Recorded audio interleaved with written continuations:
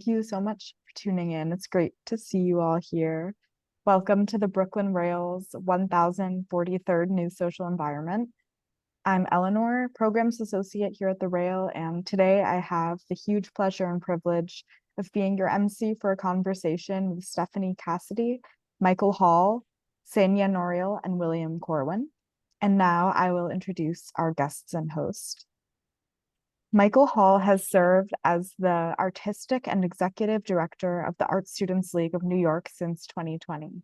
Previously, he has worked for Art Basel as the Global Head of Operations and Logistics, managing the fair's production in Basel, Miami, and Hong Kong. He is a practicing artist himself who frequently collaborates with other artists on independent projects. Ksenia Nouril is the Gallery Director and Curator of Exhibitions and Programs at the Art Students League of New York. Previously, she's held curatorial positions at the Print Center, Philadelphia, the Museum of Modern Art, New York, Zimmerli Art Museum in New Brunswick, and Bruce Museum in Greenwich. She holds a BA in Art History and Slavic Studies from NYU and an MA and PhD in Art History from Rutgers. Stephanie Cassidy is a historian and documentarian with over 20 years of experience at the Art Students League of New York. She's currently the head of research and archives at the League. And our host today, sculptor and journalist William Corwin, is from New York. He's exhibited at galleries internationally and has written regularly for the Brooklyn Rail, Art Papers, and Bomb, among others. He most recently he curated and wrote the catalog for post-war women at the Art Students League of New York, an exhibition of the school's alumni active between 1945 and 1965. He's also the editor of Formalism, collected essays of Saul Ostro. And we're also lucky to have him as a co-editor of the architecture section here at the Rail. Thank you all so much for being here, and I'm thrilled to pass it over to you, Will, to get us started. Well, it's really it's actually very it's a wonderful sort of coming home of things to be able to talk about the Art Students League at the Brooklyn Rail New Social Environment. I myself took classes at the Art Students League when I was in college. Studied with Frederick Wong, who taught me watercolor, and Sherry Cami, who taught me artist anatomy, and Aldrich Tepley, who taught some portrait painting. So it's great to kind of be. It's something that I think many artistic New Yorkers share is a devotion to the League and a gratitude to the League for offering both like wonderful, open, expansive classes that were not too hard on one's parents' wallets if you ask them for whatever it was, $100 a month to take 2 classes a week or for 3 hours each night. So it was amazing. And my connection to the League also was sort of reaffirmed in 2019 when we did a wonderful show celebrating the 100th anniversary of the 19th Amendment, giving women the right to vote. And we celebrated it by doing an exhibition of women graduates of the Art Students League who had been active between 1945 and 65. In discussing the coming up with this number, the problem was that there were just so many important, meaningful, and great artists who had gone to the League that we had to come up with a 20-year period. Otherwise, we would have had a show. We already had a show with 44 artists. We would have had a show with 244 artists. So that's the kind of magnitude that the League, the history of the League encompasses all sort of almost every American artist and many foreign artists too. Everyone sort of passed through. And if they didn't pass through, they probably went to the cafeteria and had a coffee with another artist that was studying there. So just to begin to lay groundwork, because I know Michael's going to tell the history of the League, but the League was founded in 1875, and it was part of this like explosion in proletarian art education that took place sort of starting in Paris in 1869 with the founding of the Académie Julian,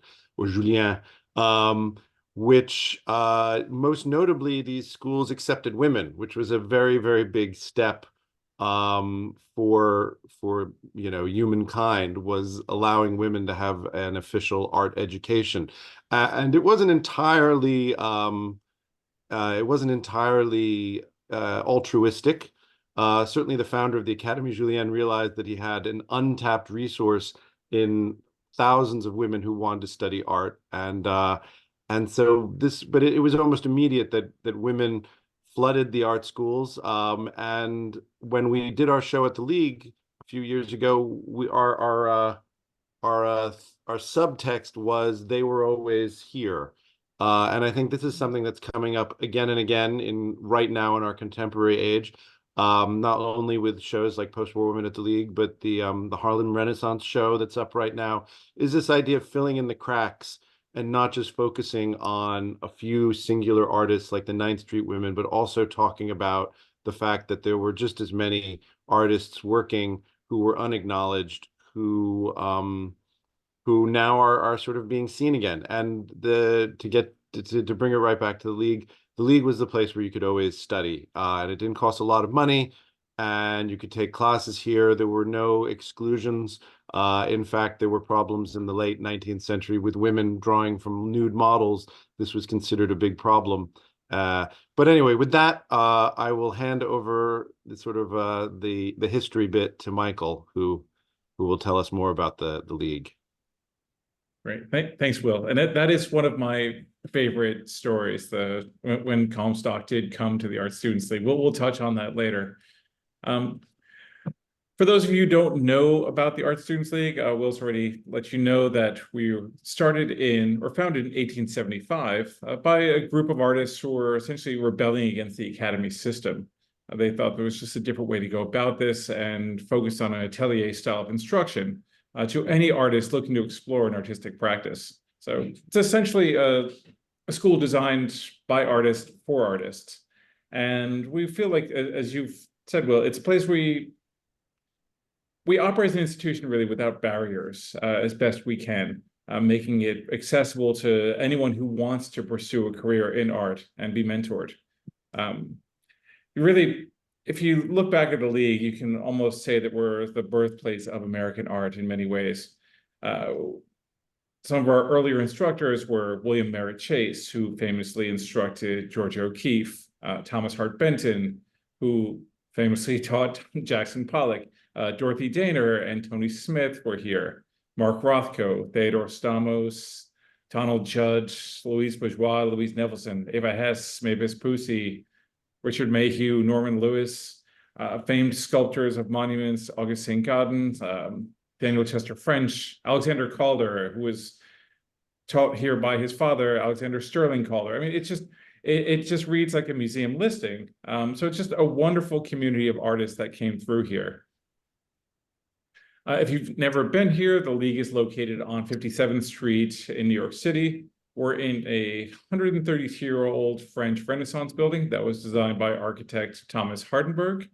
He also designed the Plaza Hotel, the Dakota, and we were able to do this, we being the League, with the help of Gertrude Vanderbilt Whitney, also generously donated the site of her horse stables to us so we could build upon the land. So again, it's a wonderful New York story.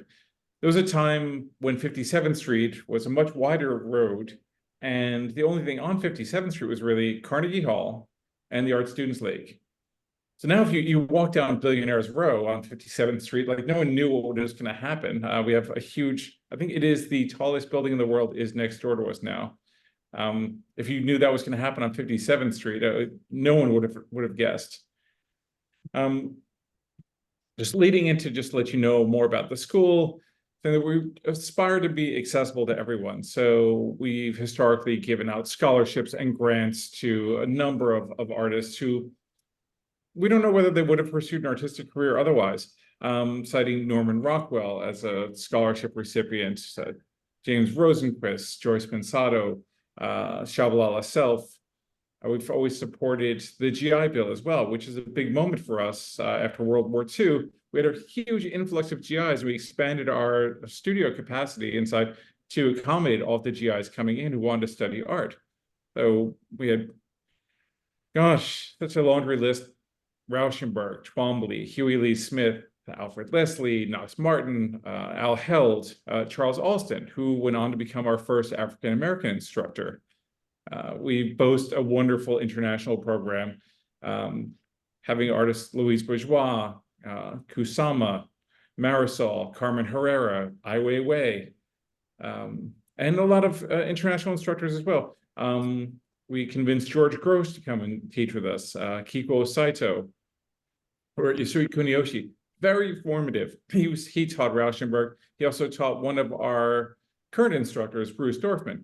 Bruce is amazing. He's been here 60 years. He has seen it all. He was classmates with Marisol and Kusama. He is living, breathing League history and a much beloved instructor. He had been at the Art Students League was up in Woodstock at a certain point. We had a school up there. He'd be hanging out with Bob Dylan. Philip Guston would come and talk. Just a fantastic moment. Currently, we have instructors here still carrying that legacy from Ronnie Landfield and Peter Reginato and Larry Poons. They are formative artists in the downtown scene. Pat Lipsky, Jill Nathanson, James Little, still teaching here to this day. Fantastic artists.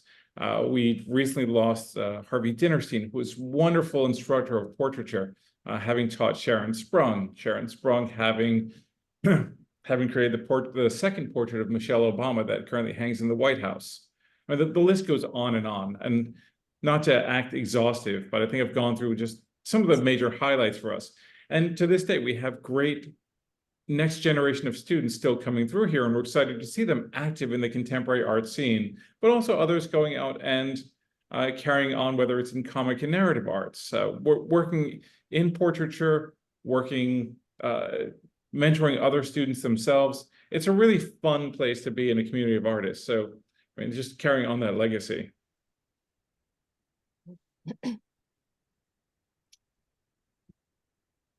So, in terms of exhibiting, I think that's something that's really integral to the league is this idea of exhibiting the work both of the instructors, of the students, of contemporary artists. Mm-hmm. And key is this whole like student thing, which goes back to the French model of instructors choosing their art, exhibiting their class artists, then sort of choosing what they think is for them the most interesting work, having those works purchased by the league. It would be great, Ksenia, if you could talk a little bit about the sort of the technical aspects of exhibiting at the league, and not just the student one I find fascinating, and then how you go about determining the outside exhibitions. Mm-hmm. Yeah, I'm really lucky. I truly have a wealth of riches as the gallery director and curator here at the League with my team to curate upwards of 7, 8 exhibitions a year of League artists, some of whom, as you mentioned, are current students and others who are former students or former instructors. So we do have current students exhibiting in their class salons. Actually, right now, you can come to the League and see current students and their classes represented every week between January and May. We have 4 gallery spaces. So concurrent to that, in our main gallery, we have selections from our permanent collection in thematic exhibitions throughout the building in those other galleries. And it's tough, Will. Like, I mean, I sympathize with you when you say you had to put some parameter on Post-War Women, your exhibition from 2019, because there are just so many League artists, and you truly can't open up an art history textbook without seeing or reading about an artist who studied or taught at the League. Artists, even myself, I've been surprised. I've been at the League almost 2 years. Artists who I've studied in the past, who've been so beloved, I've realized have been League artists. So little did I know, right? They're all among us. You all of you likely even personally know someone who is connected to the League. And so I would say, we try for our historical thematic curated exhibitions to really highlight key works from our collection, some of which you are seeing in this slideshow, really a small bit of our collection you're seeing here in the slideshow. And then other ways we try to highlight, as you say, I mean, artists who have maybe not gotten their due, artists who have kind of come into a renaissance. I had the privilege of interviewing Richard Mayhew, who just turned 100 years old, for a video archive here at the League that's available on our YouTube channel. That was a truly once in a lifetime experience to hear how he came to the League, to hear him talk about his instructors, to hear him talk about his students. And actually he, when he left the League after about 6-7 years of instruction, passed his studio on in 1971 to Norman Lewis. So that is how Norma Lewis then became an instructor at the League. And so what we also try to do through our exhibitions is trace these lineages. Michael already referred to some of them, right? Kuniyoshi teaching Bruce Dorfman teaching Ai Weiwei. That's an incredible lineage. Bruce Dorfman being friends, acquaintances, classmates with Marisol Kusama, right? And so the League then becomes a nexus. The League then becomes a network in which you can really trace and write, and in many ways today rewrite art history. I do love seeing the lineages that we have, and you'll often put those on display. You'll see a Kuniyoshi, then you'll see yourself down that lineage. And I think that's really inspiring to the students here, that they're not just looking at history, they're making history. They're a part of that history, and they're part of that line. Definitely, we purchase, as well, you mentioned, from our Red Dot exhibition, which is our best in show current student exhibition. We purchase from our grant and merit exhibitions. Actually, right now, our application for grant and merit scholarships is available through the middle of the month. Actually, it's closing in a few days. That's an opportunity for artists both at and outside of the League to apply for classes here, full funding, as well as other adjacent funding opportunities. And from those exhibitions, we do indeed purchase works for our permanent collection. And that those works then become part of those lineages. And then I did a show in which I showed a work from one of Kuniyoshi's students who didn't pursue art in a larger context, but nevertheless really learned from Kuniyoshi, and whose technique and handling of color and handling of brushstroke and composition can be truly linked to Kuniyoshi and his legacy as an artist. I've also included work by artists like Bruce Dorfman in exhibitions, and he studied with Kuniyoshi and took his practice in a totally different direction. So the comparison and the contrast across generations, across mediums, across students, you can do that all at the League, all within our own history and within our own League artists. Yeah, I remember I did an interview with Joyce Pensato, and she was an Italian gal from Bushwick, and she came to the League, I think, right after or during high school. And she was, I guess she was sort of being nudged in one direction towards fashion or marketing. And, she, as she was this sort of incredibly funny, iconoclastic person, she was not enjoying learning stitching or commercial art. But one of her teachers, whose name I can't remember, pushed her towards abstraction. And then the League gave her a scholarship to go to France. And I think that's, she spent some time in France, and that may have been where she met Joan Mitchell, who became sort of her mentor.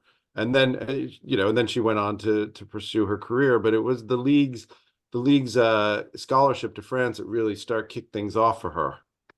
Absolutely. I mean, many artists have stories like that, whether it's Tony Smith, who we all know as a monumental sculptor, coming to the League, studying with Vit Vitlichil and learning the idea of positive and negative space, and then giving credit to Vit and actually the painting he did with Vit here at the League as the source for his understanding of space within his larger sculptural compositions. Or even Helen Frankenthaler, who took one class at the League and decided that actually her practice was going to go in a whole different direction.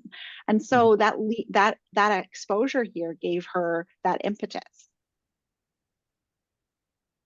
It also speaks to the community that was here. So Frankenthaler coming into the league for a class, like they were in the orbit, and it was a very social time being here. They would just come in, they would go into sketch class together. They wouldn't officially enroll, and they would be part of the larger community. So if you weren't in class, you were definitely aware of everyone who was here. And in I addition, want to echo. Mhm. Oh, sorry. Go ahead. No, I was actually going to say, in addition to our incredible collection, which is nearly 2,000 objects, we have a collection of student records. And actually, I was going to say, Stephanie Right. is responsible for digitizing that among her many other projects. And I was hoping you might highlight that. Excellent. Yeah, I just wanted to start though by echoing something that Will started off with, is to sort of understand the Art Students League's importance in American art history, is to really see it as a student movement that changed American education. This is a group of students at the National Academy of Design who were joined by others to redefine how an art school would be formed, really with no template. Yes, the atelier system in France, but really no one aside from Lemuel Wilmarth really had that first-hand experience. And I think it's important to underscore the egalitarianism, the democratic values, and the emphasis on co-education from its inception, and really made it a sort of forerunner of a lot of other independent art schools in major metropolitan areas, obviously New York City, and many leagues that developed throughout the United States, though not affiliated, modeled themselves on this loose atelier structure with minimal administrative oversight and democratic governance. And that really sets the league apart from what an art academy is or had been, and what the university system is today in offering BFA and MFA programs. And now for the cards. The student registration records are a trove of information about over 300,000 students that the Art Students League has had in its history over 150 years. And we also have obviously digital born records when we transfer to a computer system for registration. But these records are sort of the storehouse of our understanding of who was here, who they studied with, the lineages that Ksenia referred to, in helping her contextualize and understand the art objects under her care. We start with the student registration records. It is my pleasure to field approximately 200 research requests every month from scholars and family members and foundations and curators all over the world, who just start off with the question, when was a student at the Art Students League, and who did they study with? And it's interesting that these handwritten records could hold such amazing and incredible information, though we had no entrance requirements. And that's another important part of the League Creed, is this open enrollment, which I think is actually the foundations of the modern continuing education that we see many other institutions employing to sort of expand their reach. We have always had open enrollment, which is an incredible and important value in the school's operations. So the student registration records are certainly a trove, and they create these interconnections with the collection and the rest of our archive, which includes board minutes and publications that span exhibitions, our course catalogs. We have ledgers of member records, and it really forges this incredibly complex web of institutional history that's here for you. I think it's really interesting, Stephanie, to let this group know that the Art Students League classes run month to month as well. So that's what also keeps it interesting. You can study here 1 month, you can be here 10 years if you're mentoring with someone. We'll have records of, say, Louise Bourgeois, where she'll be in and out of here over the course of 10 years. Sometimes just isolating herself at home, figuring out what she wants to do. And you'll see who someone studied with or how their tastes changed and what they're trying to study. It's super interesting. I mean, those cards are so telling, where their home address was, what time they were here, and overlap with other artists that we may or may not know. So the research is boundless in the records you have. Absolutely. And they're certainly playing an important role in our 150th anniversary celebrations, from the exhibition to 150 Stories book to a lot of other projects, in terms of just documenting the extent. And Will, you started off this conversation by mentioning the sort of expansion of the canon and really overturning what we know by the research possibilities we have, whether it's through the internet or some of the rehangs in the museums, post-COVID. We're starting to explore and recover the names of so many artists. And importantly, for the Art Students League, that means going back and looking at the illustrators, the industrial designers, the fashion illustrators, the comic book artists, the children's book artists, and embracing the whole of creative and visual arts. So that's been a tremendous discovery. Thank you, Google and Ancestry.com and all of those incredible newspaper archives that we now dip into and can really term search in a borderless way. We are able to understand so much more of our own history. Well, it's incredibly humanizing too, because you think about things like looking at the card of a young Ava Hess, who was, I think riding on the subway down from the West Side to take classes after school here in high school, after, coming from Germany on the Kindertransport and finally having a sort of a safe place to be. Or I'm thinking of someone like May Stevens, who, sat in class, across the classroom from her future husband, who was here on the GI Bill. And there's a whole side narrative of relationships that began at the League, in the classrooms at the League, and many, many artist couples met here. So that's, I don't think Jasper Johns and Rauschenberg met at the League, but no, but Rauschenberg and Twombly did. Twombly, yeah, Rauschenberg, Twombly. Yeah, and Susan Weil was in the same class as well. Morris Cantor. Love at the League is something my colleague Esther Merdler and I are fascinated by, and perhaps a theme for an exhibition at another time. But funny. Yes. Yeah, Dorothy Daner and David Smith and so many.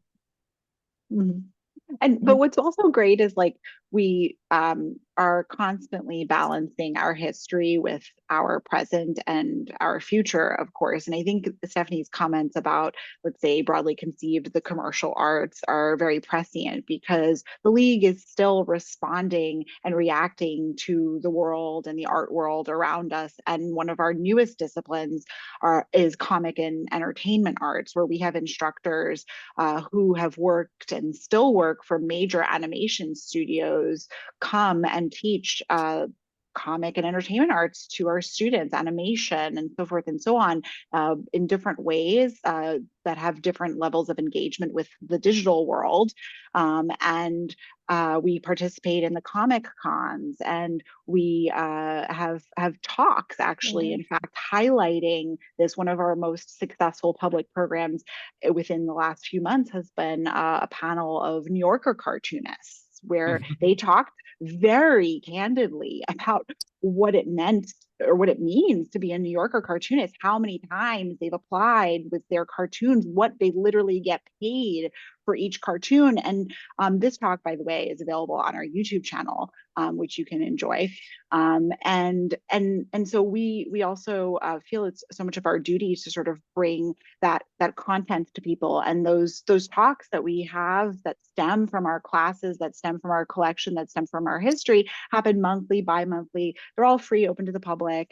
and they're all are also resources for our students, our current students. So we try our best to remain as responsive and reactive to the world around us. Well, talk a bit. I think it's very interesting, this idea of an exclusive artist organization, which, you know, as an artist, there aren't always that many advantages. It can be a rather you know, non-remunerative project. But I know that the League has a membership program. After you've taken a certain number of classes at the League, you become a lifetime member. You can just show up and take classes. And this kind of fosters this idea of, doesn't even matter what, you know, whether you're a conceptual artist or, you know, a realist or anything like that, or a minimalist, you are still always able to come and draw from a model and kind of keep up your chops in terms of art, which so it becomes not just a teaching organization, but also an actual artist organization. I don't know, Michael, do you want to talk to that? Yeah, I love how it's quite a community. So you're right, like it's a good leveling for many of the artists. Sometimes the sculptors who are in the lower levels aren't coming across some of the portrait artists who are working upstairs where there's natural light, but they do find each other at our member sketch. We do host a lot of sketch classes, an open sketch for students. If you're a member, you can always come in and sketch. And yeah, being a member, it's more about maintaining a relationship with these artists rather than the privilege of being a member. It's just being part of this community. Nothing really, you know, financially incentivizing. And that's why I really find great that there's so much love at the League for just doing what they do. People want to be here. You're not here because you've paid to get a degree and I need to get through this 2 or 4 year program and then get out of here so I can go get further employment. People are here because they want to just better themselves as artists. And they generally, for the most part, like being around the other artists. Sometimes they'll bounce around. They like to draw. Oh, I want to try printmaking. Maybe I'm a good printmaker. They haven't discovered or unlocked that skill yet. So we afford you the ability to do that, to go in between these classes or talk to each other, talk with the instructors. And then once you're at the sketch, you're all right there. Then they'll go out together. Sometimes they go to the pubs around the corner. They hold their own salons. They go to museums together. It's one big extended family. So I don't want to sound like it's one big love fest, but it's a pretty heartening space to be. And I also want to add that it's important to note that membership entitles you to vote and be part of the polity of the Art Students League, which has a bearing on governance. And that's an important point as well. Very true. You know, maintaining that we're an art school founded by artists and then run by artists. And how much say do the artists have in governance? I mean, when we want to, the school doesn't change all that much. So when something substantive comes up, the membership weighs in on, you know, how the school's doing, what they'd like to see change. We discuss our financials with them. How is the school doing? How reminding them we have subsidy, how to help further that subsidy. So they get to learn quite a bit. You know, our entire board is made up of artists. So to be on our board, we're a unique board that you have to be a member to be elected to the board. So the entire board oversight that we have is by artists who've actually been through the program.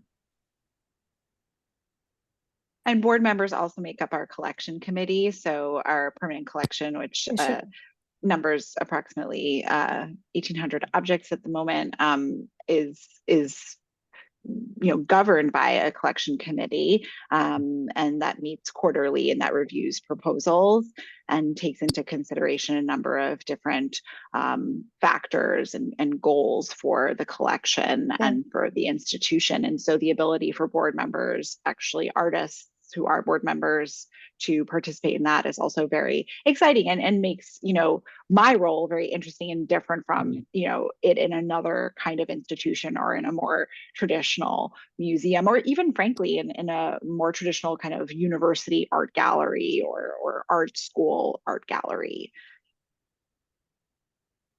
Now, the League is oh, sorry, Stephanie, please. I was just going to add one point, and that is, since the board members are themselves students, they're the ears on the ground. So they are in the classrooms.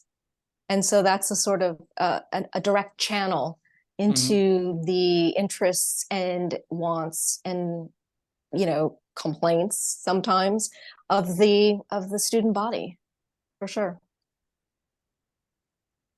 Now, the 150th anniversary of the League is fast approaching next year. So I know that while these, landmarks I mean, the Académie Julian is, as far as I know, is no more. So the League is one of the few of these sort of proletarian organizations still around. So that's already just something to celebrate. But what do you have on the horizon for the 150th anniversary? Lots. Maybe So many things. Yeah, if you want to start off, Ksenia, you've got a lot of the really fun stuff coming from the galleries team. It's just all fun all the time here. I have It's some a pleasure. activities. I have some activities happening. We are mounting an exhibition that is going to be opening in June 2025. It's going to be in two parts. The second part will open up later in the fall in October 2025, and it will feature key works from our permanent collection as well as selected loans from important institutions and foundations.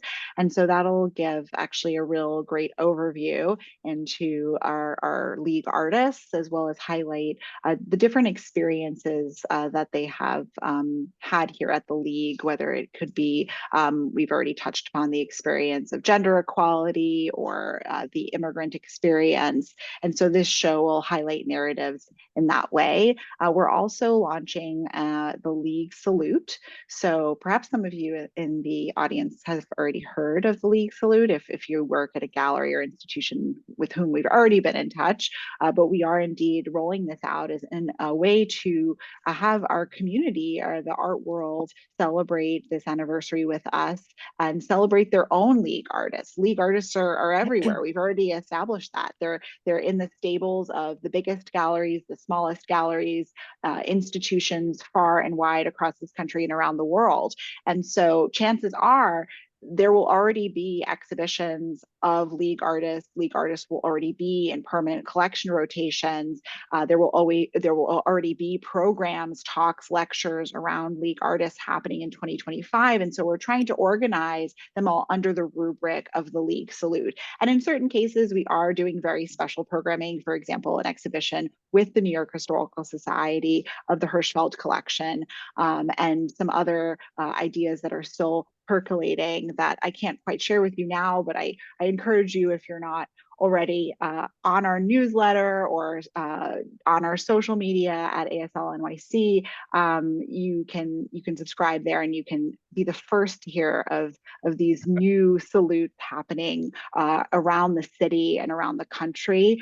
And of course, there'll be a slew of public programs actually launching this fall with that exhibition I foreshadowed around Louise Nevelson and her 125th anniversary that will continue through 2025. They're going to be panel discussions, solo lectures, as well as a symposium on alternative education. So mark your calendars for September 2024 for this really exciting entire day, full day, 2-panel symposium on alternative art education. And all of this is truly under the rubric of our 150th anniversary.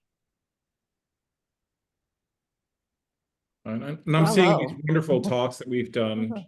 Just the Larry Poons and Frank Stella talk was just historic and fun. Larry that we're seeing right now, super great. You've been channeling some really interesting talks, very diverse talks, as you mentioned earlier.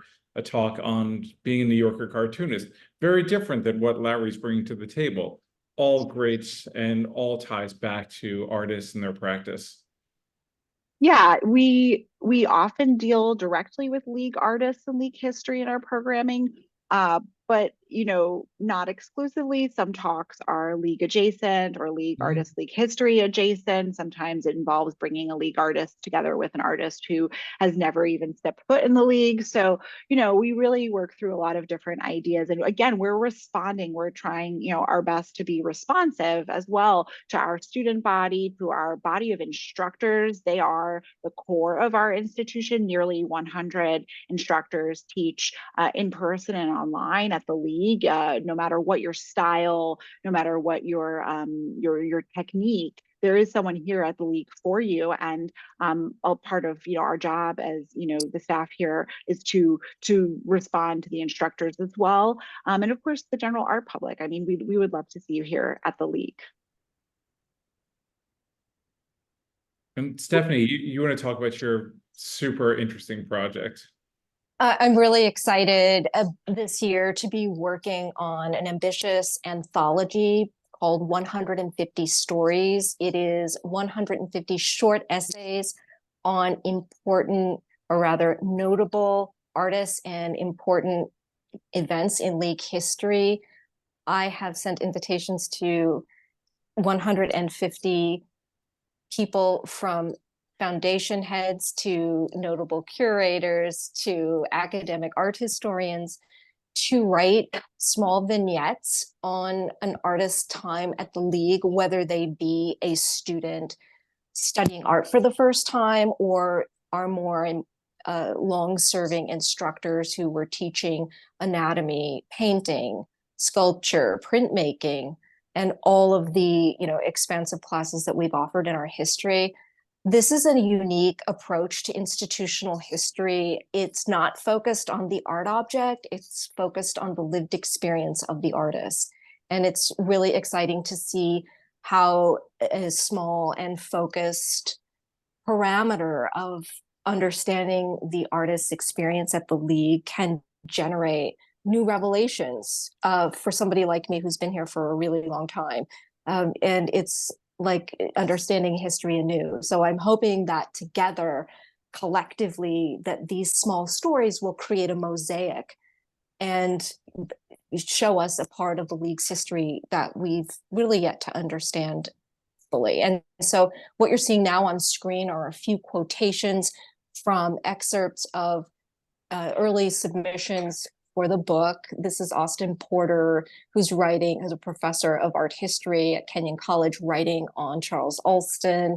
We have Maggie Wright at the Easton Foundation, writing on Louise Bourgeois and how she first came to the league. Where we have the terrific the estate of David Smith and Jennifer Field, who has written beautifully on all of the connections that David Smith developed while he was here at the league. And interestingly, he never studied sculpture at the league. He studied printmaking, painting, and drawing. So those kinds of insights that you don't typically get in an art historical biography are the things that we're mining for in this project. And stay tuned, 2025 will be in print. Well, that's one of the things that the league provides to art history, which is so unique. Is I remember during the Post-War Women show, looking at works by someone like Kazuko Miyamoto, who is the conceptual artist, but looking at an abstract expressionist painting by her from the 60s, or looking at a kind of nude model drawing by Pearl Fine, who became an abstract expressionist. And you're just, it's these sort of transitional moments before these art, where you said David Smith studying printmaking and drawing, and Joyce Pensado studying industrial design. It's all over the place, and you can begin to get a sense of where they were going. But it is a wonderful window into the formation of artists and how they got where they ended up. I think that is exactly what we're going for here. I know that the show will be strong. It's going to be a through line of American art history. It'll be terrific, but I really wanted to turn attention to those more focused stories on the process of becoming.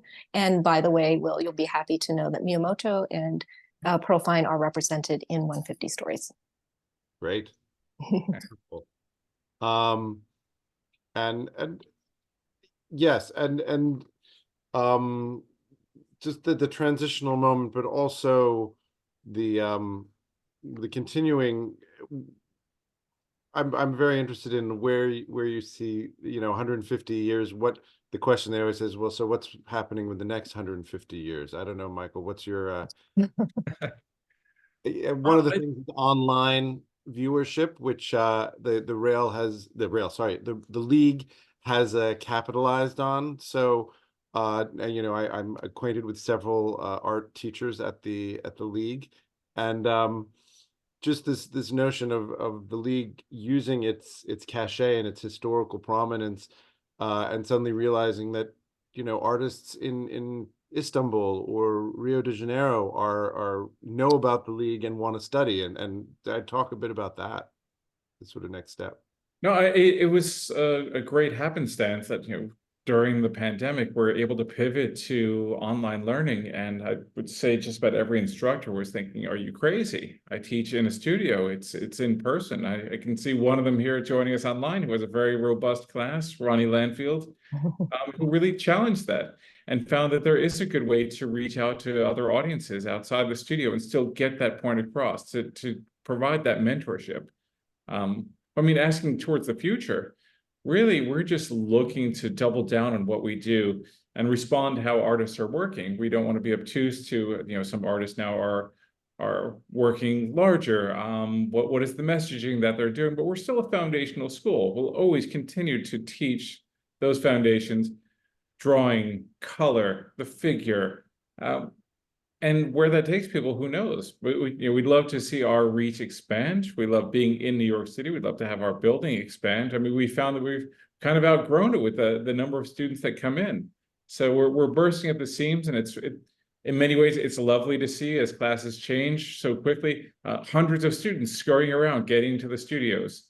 Most colleges can't say that. I hear a lot of the models are not really what people want anymore. They don't want to be locked into a 4-year program to try and study. Here, they're just learning to become an artist, and they're working with these great masters. So I'd say next 150 years, we'll just do what we do and do it as hopefully as well as we've been doing it. Well, and you don't walk away with a $250,000 in debt either for an MFA. That's also, it's something we want to try and address with the alternative education symposium, is letting people know, like, what is out there. Like, 150 years ago, people decided, great, let's try this model, and it's stuck. So there's something to that. There's some geniuses that started that a long time ago, and we've stayed the course. Can you talk a bit about you have a public sculpture program on the Upper West Side, the Riverside, which is really wonderful.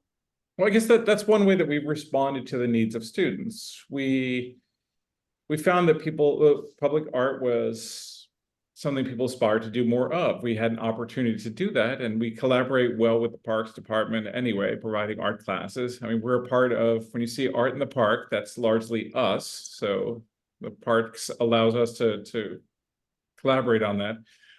We have a program which we now call Works in Public. It was formerly called Models to Monument.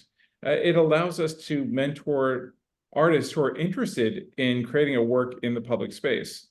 So taking everything from asking them, why do you want to make a work in public? Well, what's the concept behind that? What's the urge? What's this going to do?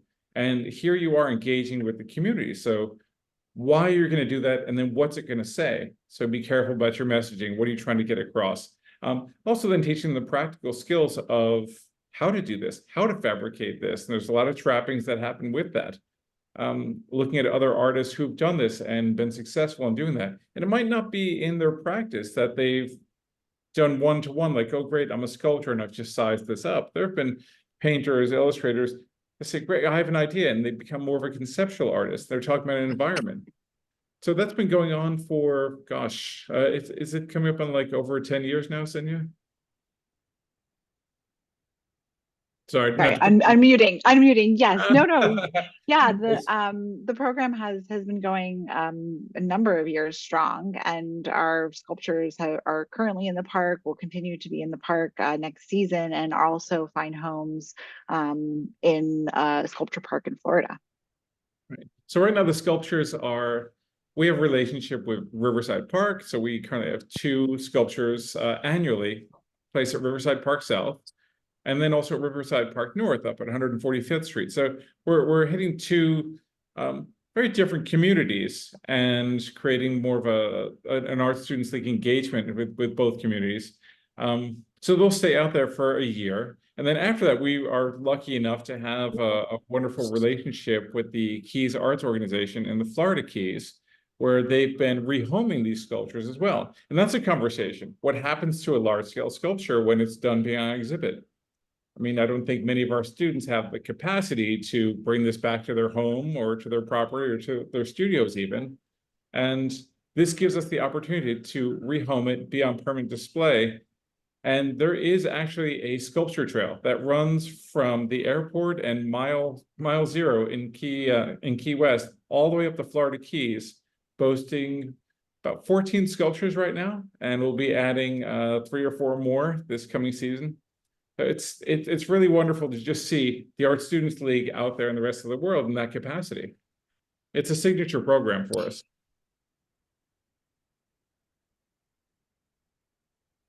You should try it, Will. Yeah. I will. So should we open up to questions? I wanted to make sure that everyone also is aware that across New York, you know, right now there's Janice Biala at Barry Campbell. There is, I don't know if Kazuko Miyamoto is still up at Zurcher Gallery. There is Mavis Pusey at the Whitney Biennial. Whitney Biennial. You know, Mavis Pusey and Carmen Wynett is also a league artist in the biennial. And, you know, there are innumerable league artists just out there. I know I'm talking vintage. I'm sure that there are probably several league artists in the Whitney Biennial who are not deceased. So, but, you know, the Biala show is spectacular, and she was it was wonderful to have her in our show, and she is a remarkable painter. And it's wonderful to see the league sort of woven into the history of both New York and contemporary art. What are there any more talks scheduled, like the Poons Stella? Yeah, so we have a robust program schedule. We will be welcoming Harriet Senni next Thursday, the 18th, for a talk on how to make public art. She is a renowned art historian of public art and has sat on many juries, and she'll be sharing her tips and tricks on applying to public art calls and what makes a good public artwork. In May, we have 2 curators, Natalie Dupache from the Manil and Stephanie D'Alessandro from the Met, coming here to speak about surrealism and the legacies of surrealism, which is maybe something someone doesn't think about immediately when they think of the league, but in fact there is a surrealist tradition here as well. We're planning for that symposium in the fall. Over the summer, we'll be hosting a solo exhibition of the legendary artist and really, you know, artist of the people, Harvey Dinnerstein, who is a realist and involved in a lot of social movements. We'll be hosting that show in June and July, and we have 2 programs associated with that. So again, I can go on and on, but the best way is to follow us on social, sign up for our newsletter, email me directly. All of those are ways to get in touch and to hear what we're doing. I see, yeah, I see some interesting questions in the chat, and happy to answer those or take others as well. I would just further what Will was highlighting, that there's almost always an exhibit going on that covers a league artist. And so going back to what Ksenia was stating about the League Salute, we'll be doing that in a succinct way for 150th and have a whole list of collaborators who are doing that. But we're always out there as a group celebrating with these exhibitions. It's almost, it keeps me out all the time. There's like always another show to see that's happening. Or when I talk to other artist colleagues and they'll just remind me, oh, I went there as a kid. Oh, I went there after. Oh, I've sent my child there. There's always a touch point, and that's just really heartwarming. But yeah, maybe we should look into the chat. I love seeing all the shout outs in the chat of I studied with that person. Yeah, there's so much going on in the chat, and thank you so much, Michael and Ksenia and Stephanie and Will, for this amazing conversation. It's been so inspiring today. We've got a couple questions here, and our first question is going to be from Lisa. Lisa, I will allow you to unmute if you'd like to ask. Great, thank you. Thanks everyone. I've learned a lot from this panel, and I'm excited to hear about all the future plans at the League. So this is a question for Ksenia. I'm curious just about the collection and what are maybe future plans for loans for future museum exhibitions, or how often you're getting requests, and maybe since it's the 150th anniversary, do you expect those requests to increase for loans so that people can see work by League artists? I mean, not just in New York, but around the country or even abroad for that matter. So I'm just curious what you might know that might be in the works for the future. Well, it's like you read my mind, but I didn't plant this question. I would love to increase our loan program.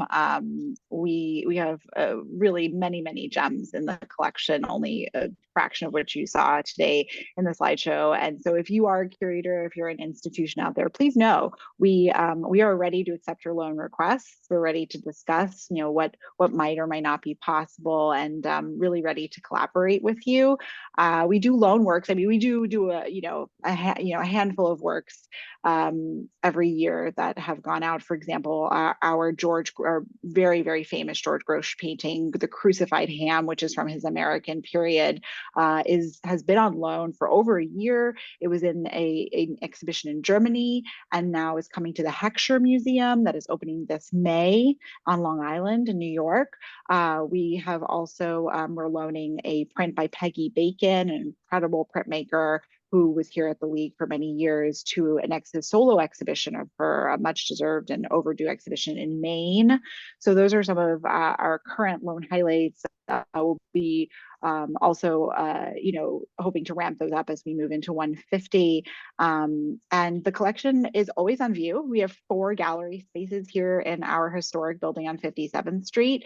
There's the main gallery and 3 additional galleries that often have solely collection works that rotate. There's a dedicated new acquisitions gallery, which features highlights from the year's acquisition committee. And we also have our windows on 57th Street, which face out and feature our instructors. This is a rotating program in which our instructors feature new works fresh from their studios. I mean, literally, like one of our recent instructors brought the work, and the oil paint was still wet when we installed it in the window. So, I mean, the League is alive. If you have never been to our building, please note you can walk in. There's no barrier to entry. We are free. Our galleries are free. And so if you're curious, please satisfy that curiosity and come on in and become a part of the League family. Look around, ask questions, introduce yourself. I'm not always at my desk, but I would love to talk with each and every one of you. Thanks. Well, I forgot to mention that there's a Ava Hess show at Hauser and Wirth. It's Legion. Yeah. Larry Poons at Yaris. I mean, like, there's a lot. One of a current instructor who actually knew Ava Hess is online. Can I ask Ronnie can you tell your story a bit about meeting Ava Hess? I see he's under Stephanie Cassidy there. Oh, Ronnie is living history. I love having Ronnie teaching here. Yeah. Where did you meet Can Ava? you do it, Ronnie? Can you unmute? Can you do it, Ronnie? Yeah, Can you unmute? I'm gonna try. There you go. Can you hear me? Yeah. Yeah. I was thinking about Eva Hess. I went to the Art Students League in Woodstock. I was 15 years old. And I saw this girl down over there. And I heard there was going to be this Alan Capro thing that was going to happen. Nobody knew what it was. It was going to change everything. And I walked over, and Eva Hess was sitting in the grass, and she offered me a cigarette. And I said, sure. And we became friends. And I was friends with Eva, just like bam, I'm 15 years old. She was 26. But she went to Germany. I went to California. When I came back, we went to each other's shows. I saw her at all these openings. We were neighbors on the Bowery, Wow. and then she died. And God bless Eva. She changed the world with her work. But then, you know, also at the League, Stephen Green changed my life.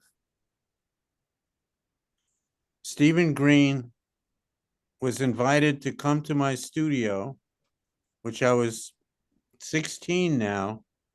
Now I was old enough to have a loft on Bleecker and the Bowery, which I was sharing with a friend of mine, and taking Stephen Green's drawing classes.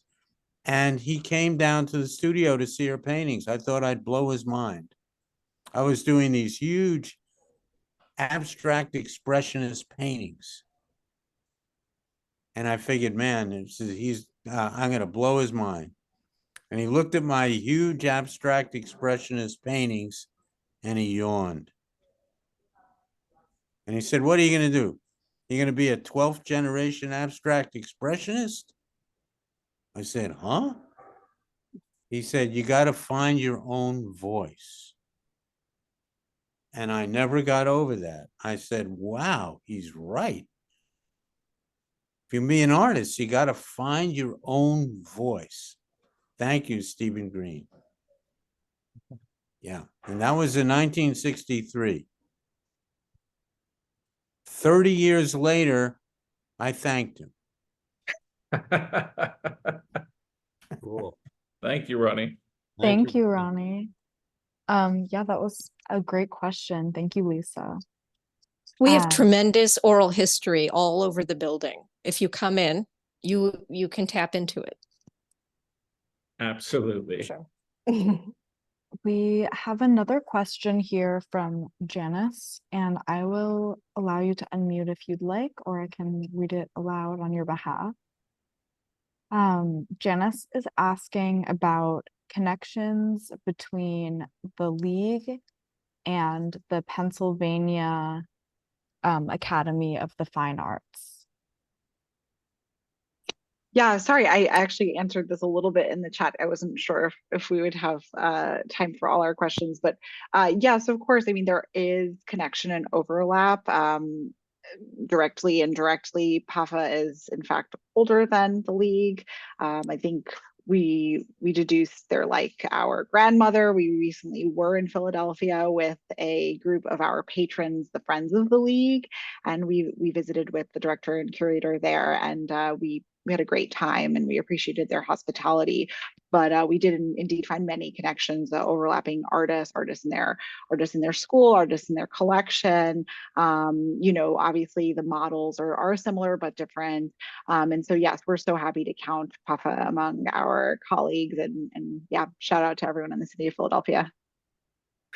But maybe not there isn't necessarily a formal connection, but I believe Thomas Akins would be an instructor at both institutions. And I believe some of the 8 artists also may have attended PAFA and then came over and talked here and were hired as instructors. So maybe that's also a little art history.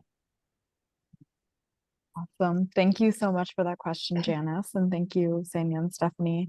For the last question today, I'd like to ask the last question to you all today. I'm wondering if you can speak a little bit more about international reach or international connections of the Art Students League. Obviously, there's a lot of New York connections, but I'm wondering about international as well.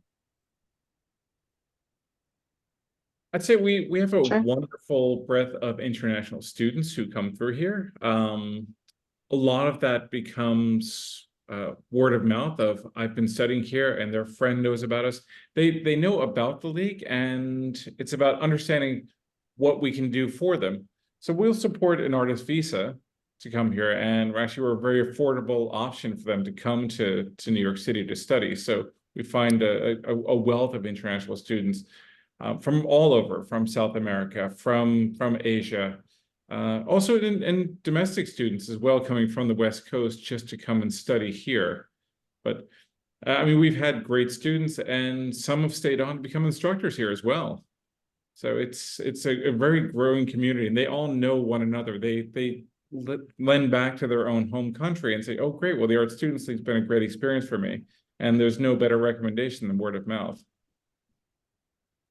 Yeah, we explored that theme in our recent exhibition, League of Nations, which was opened this past fall in October 2023. And it brought together 28 artists who either taught or studied at the League over a nearly 150-year history. So that included everyone from Carmen Herrera, Pasita Abad, Marisol Chu, Kuniyoshi, Joseph Stella, John Graham, Louise Nevelson wasn't in the show, but could have been, Louise Bourgeois, and many, many others. I mean, obviously 28 is really just the tip of the iceberg there, but I think what we had hoped to show was the legacy of this and also the present of this. So there were some artists who are currently living and practicing, alive and well. Billy Gerard Frank was in the show. Solange Mutomi was in the show.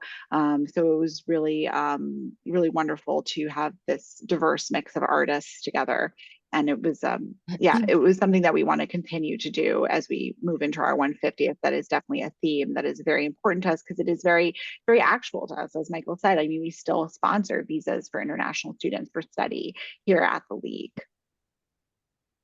Yeah, and I'd like to just add that we've had historically, since our inception, the presence of immigrants and international students. We have huge contingents from Japan that have been very early and continue to this day. And we've had an incredible amount of traction recently as people have started to explore what makes the League so important to the city of New York is that because of its open enrollment, we've been able to accept people from all over the world without restriction, without having to fill out forms or take out, or test the TOEFL exam. You speak the language of art, and you can come in front door. Well, that's an interesting point, Stephanie. Extraordinary. What's that, Ronnie? The extraordinary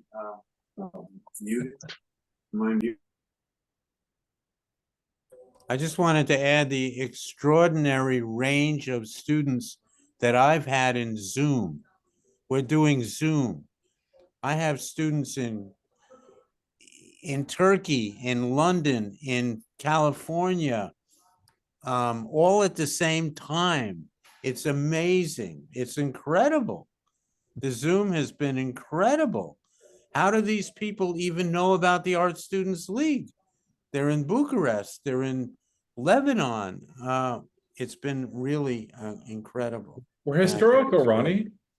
I think Stephanie touched on a great point that given our month-to-month enrollment, it allows people to engage when the mood strikes them. They say, great, I need to study and I don't need to apply for a program and in 8 months, perhaps I'll go and study somewhere. And Will, as you pointed out, go 6 figures in debt. Like, I'm going to be an artist and I need to do this. Life happens. And maybe you take some time off and you can come back. International students can come here and they don't really have to wait this long period of time we have a start to our program, but they can come in month to month. It's really equitable that way. I admire it.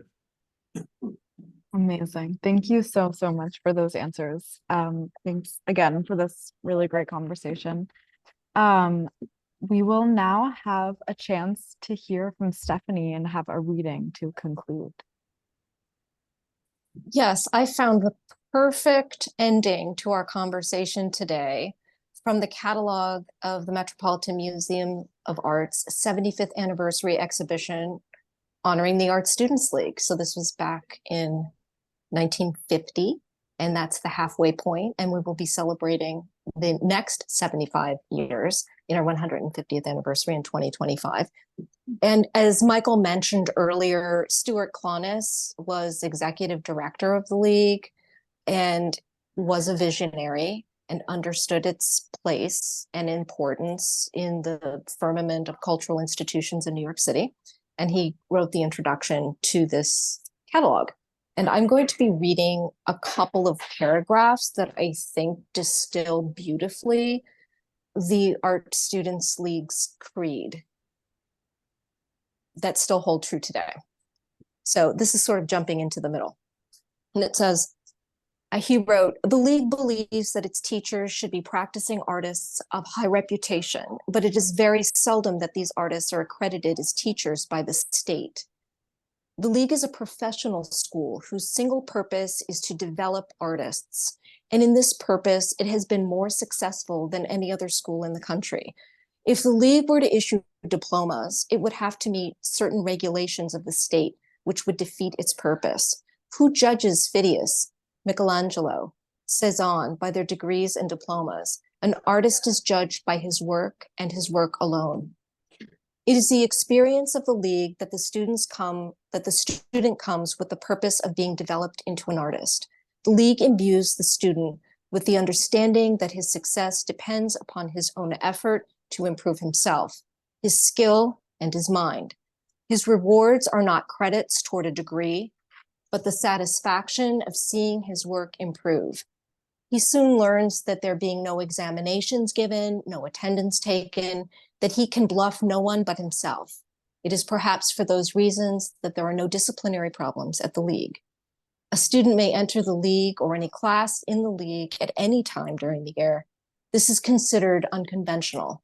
The result is, however, that there is always a core of students who are familiar with the spirit and traditions of the League, and in a particular class, a core who are technically advanced and familiar with the objectives of their instructor. The new student has an opportunity to learn much from them.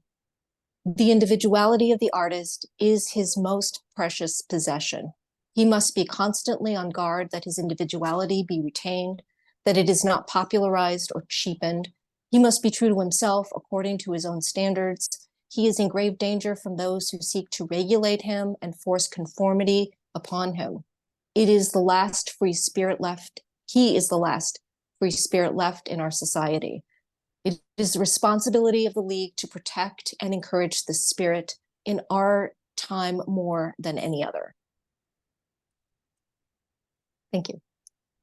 That was so wonderful, Stephanie. Thank you so much for that reading. And a huge, huge thanks again to Michael and Ksenia and William and Stephanie for this amazing conversation.